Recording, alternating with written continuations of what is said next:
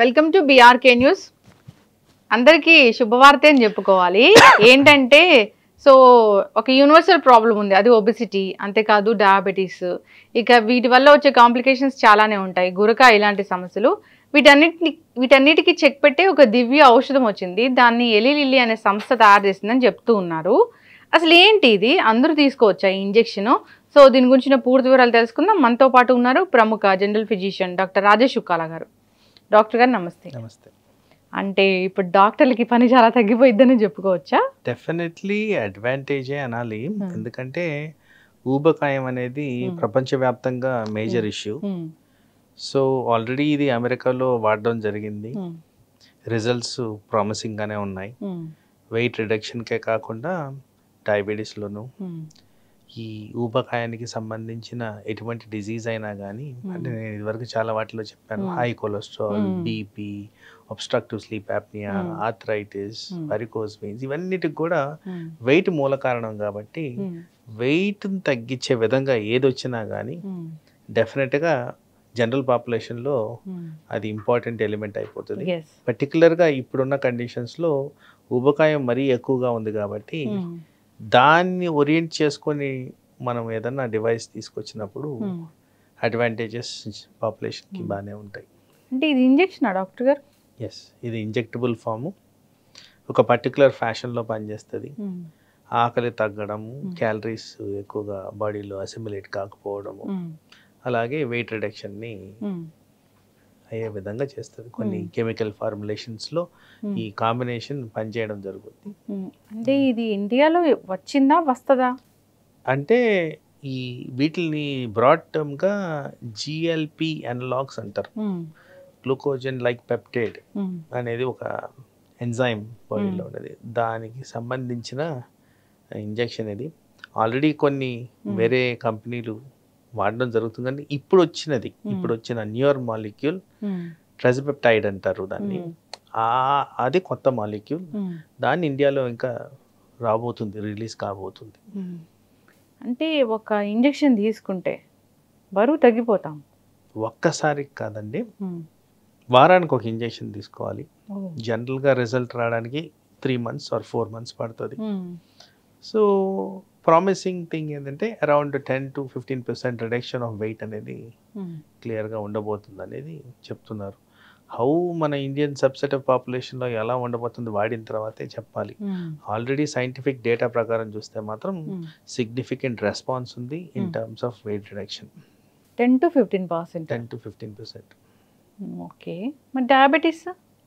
So ఈ basic నేను చెప్పిన జిఎల్పి అనలాగ్ అనేది డయాబెటీస్ని ప్రివెంట్ చేసే విధంగానే చేస్తుంది. కాకపోతే దీంట్లో ఉన్నది ఏంటంటే ఇంకొక మాలిక్యూల్, అంటే ఇంకొక ఎంజైమ్ని కూడా ఇది ఇన్హిబిట్ చేస్తుంది, జిఐపి అనే దాని మీద.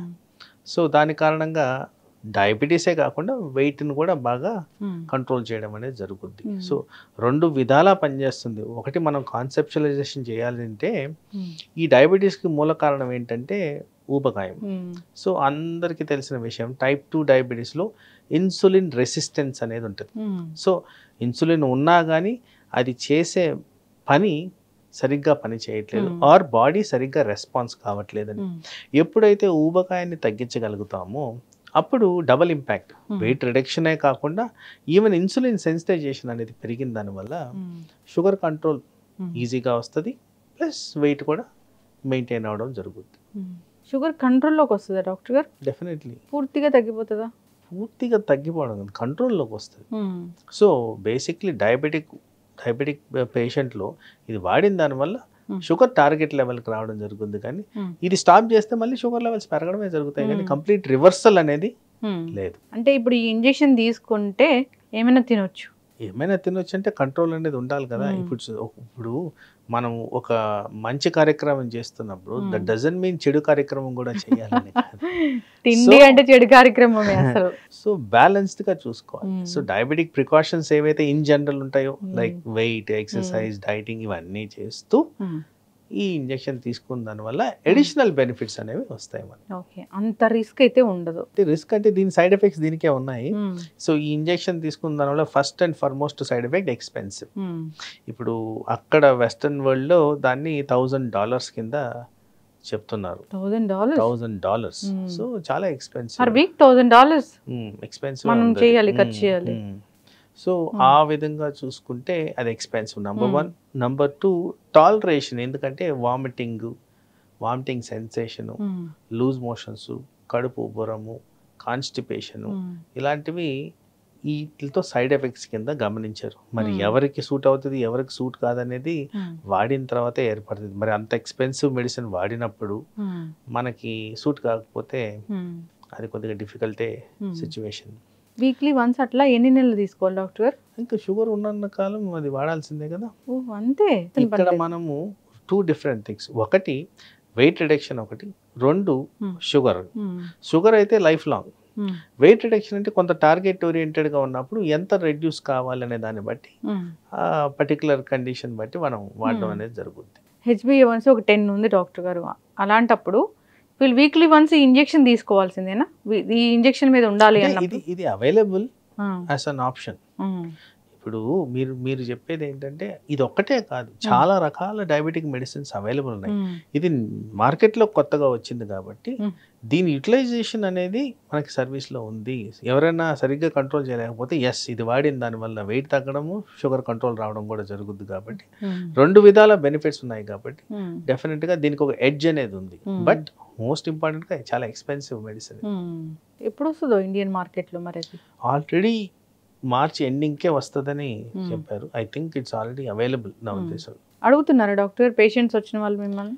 ఇంకా అంత అంటే అంత ఓరియంటెడ్గా లేరు. బట్ నవ్ అండ్ దెన్ చాలా మంది ఎప్పుడైతే న్యూస్ పేపర్స్లో వచ్చేసిందో వాటి గురించి ఎంక్వైరీ చేయడం జరుగుతుంది. సో యూసేజ్ అనేది చేసిన తర్వాతే దాని బెనిఫిట్స్ అనేవి మనం డిసైడ్ చేయాల్సిన అవసరం. అయితే మీరు ఒబెసిటీ అన్నారు తగ్గిపోతుంది, డయాబెటీస్ అన్నారు తగ్గిపోతుంది, మరి గురకకి దీనికి మందుకి ఎలాంటి సంబంధం? ఈ గురక అనేది ఏంటంటే ఈ మధ్యకాలంలో ఎక్కువ మందికి అబ్స్ట్రక్టివ్ స్లీప్ యాప్నియా అంటాం. ఎక్కడైతే oxygen carbon dioxide miss match ఉండి సాధారణంగా రాత్రులు బాగా గురక పెట్టడం అనేది జరిగినప్పుడు ఇట్లాంటి ప్రక్రియ జరుగుద్ది. సో ఎప్పుడైతే వెయిట్ తగ్గుద్దో ఆ వెయిట్ కారణంగా తగ్గేది ఏంటి? ఫ్యాట్. ఈ ఫ్యాట్ తగ్గినప్పుడు మేము జనరల్గా మెడికల్ టర్మినాలజీలో లాక్సిటీ అంటాం. అంటే లూజ్గా ఉన్న స్ట్రక్చర్స్ ఇన్ ద బాడీ, వాటి వల్లే గురక అనేది వస్తుంది. ఇప్పుడు ఈ గాలి లోపల నుంచి బయటికి తీసుకోవడంలో ఆ ఎయిర్వేస్ మొత్తం కాస్త లూజ్ ఉండడం వల్ల దాని ఫ్లటరింగ్ వల్ల సౌండ్ వస్తుంది. ఎప్పుడైతే ఈ ఊబకాయాన్ని తగ్గించగలుగుతామో డెఫినెట్లీ ఆ ఇంపాక్ట్ ఈ అబ్స్ట్రక్టివ్ స్లీప్ యాప్నియా మెకానిజంలో కూడా మనకి బెనిఫిషియల్ ఎఫెక్ట్స్ చూపిస్తాయి. సో ఆ కారణంగా దాంట్లో కూడా రోల్ ఉన్నట్టు శాస్త్రపరంగా రుజువులు ఉన్నాయి. సో దానికి కూడా బెనిఫిషియల్ ఎఫెక్ట్స్ అనేవి ఉంటాయి. ఊబకాయానికి సంబంధించి ఏవైతే డిజీజెస్ ఉన్నాయో వీటిలన్నిటిలో కూడా ఈ పర్టికులర్ టైప్ ఆఫ్ మెడిసిన్కి డెఫినెట్గా రోల్ ఉన్నట్టు ఎస్టాబ్లిష్ జరిగింది. ఇప్పుడు ఈ మందు తీసుకున్నా ఇది ఒక్కటే మ్యాజిక్ చేస్తుందని అనుకోవడానికి లేదు కదా డాక్టర్ గారు. మన హెల్తీ లైఫ్ స్టైల్ అనేది మనం ఖచ్చితంగా మెయింటైన్ చేయాలి. 100%. అంటే మీరు ఫోకస్ చేస్తున్నది ఏంటి? ఓన్లీ ఫర్ డయాబెటీస్ అండ్ వెయిట్కి. మరి మిగతా మెడికల్ కండిషన్స్ అవన్నీ ఎలా పోతున్నాయి? అవన్నీ control. For example blood pressure ఉంది, బ్లడ్ ప్రెషర్ మందు వేసుకోవాల్సిందే, దానికి చేయాల్సిన జాగ్రత్తలు తీసుకోవాల్సిందే. సో అండర్లయింగ్ మెకానిజం ఏదైతే ఉంటుందో life style disease and life style అనేది అది మెయింటైన్ చేయకపోతే మనకు ప్రాబ్లంగానే ఉండొచ్చు. ఇప్పుడు ఎవరైనా బరువు పెరుగుతున్నారు అంటే వాళ్ళకి ఏదైనా జబ్బు ఉంటేనే బరువు పెరుగుతారా డాక్టర్ గారు? అనారోగ్య సమస్య ఉంటేనే బరువు పెరుగుతారా? వెయిట్ పెరగడానికి ప్రథమ కారణం లెస్ యాక్టివిటీ, ఓవర్ ఈటింగ్. జబ్బు కాదు ఫస్ట్. సో వాస్తవానికి మనం చేయాల్సిన అమౌంట్ ఆఫ్ యాక్టివిటీ చేస్తున్నామా? రెండోది మనం కన్జ్యూమ్ చేసే క్యాలరీస్కి తగ్గట్టు యాక్టివిటీ ఉంటుందా అని. సో మోస్ట్ ఆఫ్ ఇట్ ఏంటంటే ఒక మిస్ మ్యాచ్. మనం తినే ఆహారానికి మనకి రిక్వైర్మెంట్ ఉన్న ఆహారానికి చాలా డిఫరెన్స్ ఉంది. ఫర్ ఎగ్జాంపుల్ ఐడియల్గా కూర్చున్న నాలాంటి డాక్టర్కి మ్యాక్సిమం ఒక 1000 to 1200 క్యాలరీస్ సరిపోతాయి. అదే 1500 క్యాలరీస్ తిన్నానుకోండి, విత్ ఇన్ నో టైం నేను వెయిట్ గెయిన్ అయిపోతాను. సో ఆ విధంగా మనం కంపేర్ చేసుకుంటే ఎవరికి ఇండివిజువల్ రిక్వైర్మెంట్స్ అనేవి వాళ్ళు టైలర్ చేసుకోవాలి. So for example biryani consumption అనేది చాలా కామన్ మన స్టేట్లో, మన హైదరాబాద్లో. సో ఈ బిర్యానీలో ఈజీగా మీరు ఆ బిర్యానీ ఎడిషన్స్ గురించి చూసుకుంటే, లైక్ బిర్యానీయే కాకుండా దాంతోపాటు ఒక కూల్ డ్రింక్, ఒక ఐస్ క్రీమ్, ఇంకేదో తింటారు, ఒక పాన్ అని. మరి ఈ cumulative calories almost 1500 calories. So ఒక్క బిర్యానీతో మీ డైలీ రిక్వైర్మెంట్స్ అక్కడ సాటిస్ఫై అయిపోయినాయి. మరి మీరు తిన్న బ్రేక్ఫాస్ట్, లంచ్ ఇవన్నీ కూడా పెరిగిపోతున్నాయి కదా. So excess amount of calories ఉన్నప్పుడు న్యాచురల్లీ వెయిట్ అనేది పెరుగుద్ది. జనరల్గానే వెయిట్ పెరిగే సీజన్ అంటే ఒకటి ఉంటుందా డాక్టర్ గారు? అట్లే లేదు, మనిషి తినే ఆహారం బట్టే ఎక్కువ శాతం ఉంటుంది అండ్ యాక్టివిటీ బట్టే ఉంటుంది. బట్ ఇన్ జనరల్ వింటర్లో ఎక్కువ తింటారు, ఎందుకంటే చలికి ఎక్కువ కదలిక అనేది ఉండదు, బయటికి పోబుద్ది లేదు, దాని కారణంగా వెయిట్ పెరగడం అనేది జరుగుద్ది. సమ్మర్లో కాస్త యాక్టివ్గా ఉంటారు కాబట్టి this is a general thing. Must and should అనేది కానే కాదు. జనరల్గానే ఈ ఒబెసిటీ, ఊబకాయం అనేది ఒక పెద్ద భూతంలాగా కనిపిస్తూ ఉంటుంది. ఒబెసిటీ ఉందంటే చాలా రకాల అనారోగ్య సమస్యలు వెంటాడుతూ ఉంటాయి. మీరు అన్నట్టు డయాబెటీస్ ఉంటుంది, రకరకాల డిసీజ్ అన్ని వస్తూ ఉంటాయి. మీరు అన్నట్లు గురక వస్తుంది, ఇంకా రకరకాల ఇష్యూస్ కూడా వస్తూ ఉంటాయి. పీసీఓడి, పీసీఓఎస్ ఇలాంటి ఇష్యూస్ కూడా. దాన్ని తగ్గించడానికి ఒక మందు వస్తుంది అంటే చాలా క్రేజీగా ఫీల్ అవుతారు. ఆ మందు అంటేనే హ్యాపీ కదా డాక్టర్ గారు, ఒక ఇంజెక్షన్ వేసుకుంటాం బరువు తగ్గిపోతామంటే అసలు ఎంత సంతోషమో. అదే మీరు ఒక జిమ్ చేయండి, నడవండి, లేదా డైట్ చేయండి అంటే అది చాలా కష్టమైన పనిలాగా ఉంటుంది, కష్టంగా ఉంటుంది. బట్ ఏదైనా మరీ అంత మ్యాజిక్ చేసే లాగైతే ఉండదు. మన హెల్తీ లైఫ్ స్టైల్ అయితే మనం ఖచ్చితంగా మెయింటైన్ చేయాల్సిందే. వెయిట్ అనేది పెరగకుండా మనం చూసుకోవాలి. డయాబెటీస్ చాలా మందిలో డయాబెటీస్ ఉంది, ఇంట్లో ఇద్దరుంటే ఒకరికి డయాబెటీస్ ఉంటూ ఉంది. కాబట్టి అసలు ఆ డయాబెటీస్ రాకుండానే జాగ్రత్తలు తీసుకోవాలని కోరుకున్నాం. వచ్చిన వాళ్ళు ఏదైనా అడ్వాన్స్ మెడిసిన్ ఉన్నా హెల్తీ లైఫ్ స్టైల్ మెయింటైన్ చేసుకుంటూ ట్రీట్మెంట్ తీసుకోవాలని కోరుకుందాం. డాక్టర్ గారు చాలా చక్కటి ఇన్ఫర్మేషన్ అండి, ధన్యవాదాలు. నమస్తే.